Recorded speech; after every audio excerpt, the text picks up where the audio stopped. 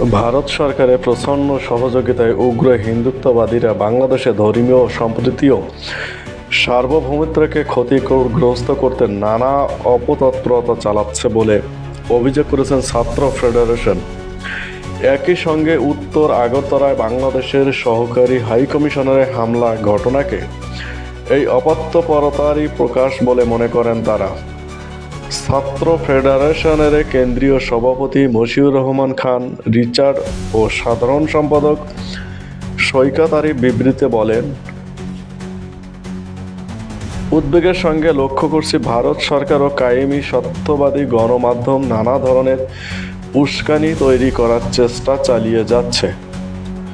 বাংলাদেশের ছাত্র জনতার অভ্যুত্থানকে নানাভাবে প্রশ্নবিদ্ধ করতে চায় তারা, চরম মিথ্যাচারে আশ্রয় নিচ্ছে। ভারত সরকার জুলাই অভ্যুত্থান গণ অভ্যুত্থানের সঙ্গে জড়িত শেখ হাসিনা আশ্রয় দিয়ে বাংলাদেশের জনগণের স্বার্থের বিরুদ্ধে অবস্থান নিয়েছে। অবিলম্বে বাংলাদেশের হাইকমিশনের হামলাকারীদের চিহ্নিত করে গ্রেপ্তার ও দৃষ্টান্তমূলক শাস্তির দাবি জানানো হয়েছে বিবৃতিতে। সেখানে বলা হয়, ভারতের শাসক গোষ্ঠীকে আমরা বলি, বিশেষ কোনো রাজনৈতিক দলের সঙ্গে বন্ধুত্ব করার দিন শেষ হয়ে গেছে।